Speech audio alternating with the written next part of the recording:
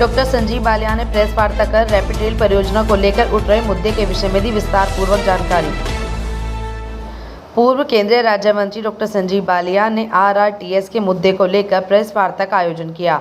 आपको बता दें कि मुजफ्फरनगर सांसद हैदर मलिक ने आरोप लगाया था कि संजीव बालियान द्वारा आरआरटीएस को मुजफ्फरनगर तक बढ़ाने के लिए कोई प्रस्ताव भेजा ही नहीं गया था। उसी को लेकर राजनीतिक गलियारों में अब से ये चर्चाएं फैल रही हैं। आज प्रेस वार्ता कर इन सभी मुद्दों पर विराम लगाते हुए पूर्व केंद्रीय मंत्री डॉक्टर संजीव बालियान ने बिंदुवार चर्चा की। डॉक्टर संजीव बालियान ने प्रेस वार्ता में रैपिड रेल परियोजना को लेकर संपूर्ण साक्ष्य के साथ अपनी बात प्रेस के सामने रखी। उन्होंने कहा कि जब वे सरकार में थे तब उन्होंने मेरठ से लेकर मुजफ्फरनगर तक रैपिड रेल चलने को लेकर संपूर्ण प्रयास किया है, लेकिन अब विपक्ष द्वारा जनता के समक्ष यह झूठ फैलाया जा रहा है कि मेरे द्वारा आरआरटीएस को लेकर कोई भी प्रयास नहीं किया गया और मैंने जनता के सामने झूठे वादे किए थे।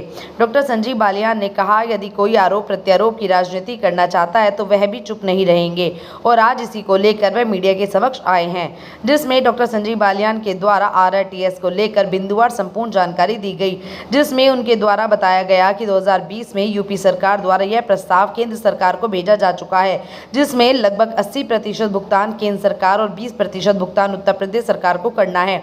अब आगे इस योजना को बढ़ाना केंद्र सरकार का काम है, न कि उनका, इसलिए विपक्ष जनता को भ्रमित करने की राजनीति न करे। सवाल करते फोन करते आपका पेपर नंबर है, आप लोग मुझे संजीव बालियान जी प्रधानमंत्री ने कहा है तो मैं आपको बताता हूं इसमें नोडल एजेंसी शहरी विकास मंत्रालय है, तो आपके बात की खबर भी नोट हो गई। सवाल करते फोन करते आपका पेपर नंबर है, आप लोग मुझे संजीव बालियान जी प्रधानमंत्री ने कहा है तो मैं आपको बताता हूं इसमें नोडल एजेंसी शहरी विकास मंत्रालय है, तो आपके बात की खबर भी नोट हो गई। Yes, rapid rail transit system जो दिल्ली से चल के मेरठ आती है उसे मुजफ्फरनगर तक बढ़ाने का कोई प्रस्ताव केंद्र सरकार के पास नहीं पहुंचा और ये कहा गया उस खबर में कि मैंने इस बारे में मुजफ्फरनगर की जनता से झूठ बोला। आज मैं सभी डॉक्यूमेंट्स के साथ आपके बीच में आया हूं कि जो वर्तमान सांसद हैं उन्हें इस बात का ज्ञान नहीं है कि इसकी nodal ministry urban development ministry है और उत्तर प्रदेश सरकार के द्वारा 2020 में इसका प्रस्ताव मुजफ्फरनगर तक बढ़ाने का मेरठ से केंद्र सरकार को भेजा जा चुका है। प्रस्ताव के बाद 80% पैसा प्रदेश केंद्र सरकार और 20% प्रदेश सरकार के द्वारा डीपीआर के लिए संस्था जिस संस्था ने डीपीआर बनाया उसको दिया जा चुका है। डीपीआर पूरी बन चुकी है, जिसका प्रेजेंटेशन मेरे समक्ष भी और उत्तर प्रदेश सरकार के समक्ष भी प्रेजेंटेशन हो चुका है। अब ये प्रस्ताव अप्रूवल की स्थिति में आ सकता है। प्रस्ताव पहले गया हुआ है, उनके द्वारा जो कहा गया था वो झूठ था।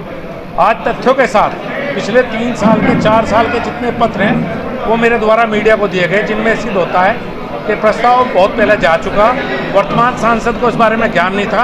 एक कॉपी में उनके पास भी भेजना जिससे उन्हें ज्ञान हो जाए इस बात का और आगे से वे झूठ की राजनीति, आरोप की राजनीति ना करें, विकास की राजनीति करें। मुजफ्फरनगर के जो प्रोजेक्ट पेंडिंग है, चाहे वो दौड़ा से पानीपत रेल लाइन हो, चाहे आरटीएस को मेरठ से मुजफ्फरनगर लाना हो, चाहे मेडिकल कॉलेज की स्थापना हो, चाहे एक नया नेशनल हाईवे है, जो प्रोजेक्ट बीच में पेंडिंग में छोड़ के हटा हूँ, जनता ने उनको काम दिया है और वो विकास की राजनीति करें और उन प्रोजेक्ट में काम करें। मेरा उनसे ऐसा निवेदन है। मंत्री जी, वे कहते हैं कि 10 साल में आपने कुछ नहीं किया। अगर आप नेशनल हाईवे की बात करें तो कहते हैं कोई ऐसा हाईवे नहीं बना जो मुजफ्फरनगर से शुरू होकर और मुजफ्फरनगर में समाप्त हो जाए।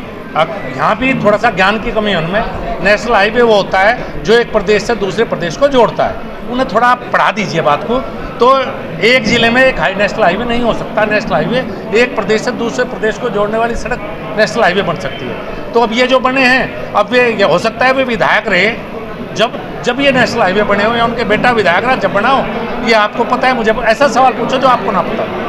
मंत्री जी, आपने कहा है कि मैंने 10 साल में जो काम किया वो मैंने पेश कर दिया, जो अब सांसद करेंगे वो हो जाएंगे, लेकिन क्या आपकी तरफ से केंद्रीय राज्य सरकार को पत्र लिखकर एक बार फिर से इस कार्य की योजना में आगे लाभ बढ़ाने की बात कही जाएगी? मेरा पूरा प्रयास रहेगा।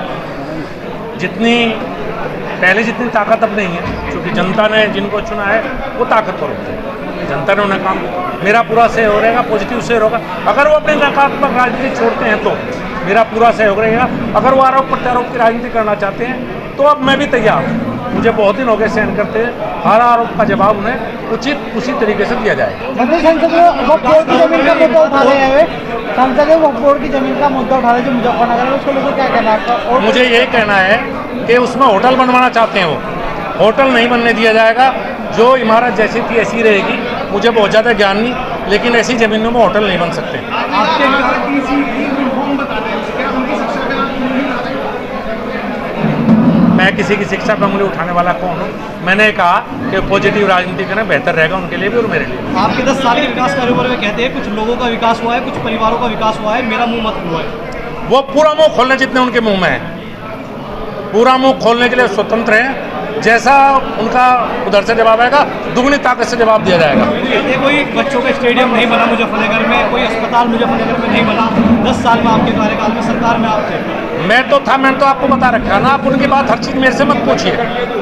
अगर आपको लगता है, आप एक पत्रकार के नाते शहर जिले में घूमते हैं, अच्छे विकास कार्य हैं तो आप खुद तय कर लीजिए। हर बात उनकी जवाब देना मेरा कोई वो नहीं है। मुझे जनता ने जवाब दे दिया है कि 5 साल तू विपक्ष में बैठ, आरोप लगाना मेरा काम है। उनका काम करना है, उन्हें जनता ने जो चाहिए था वो दे दिया।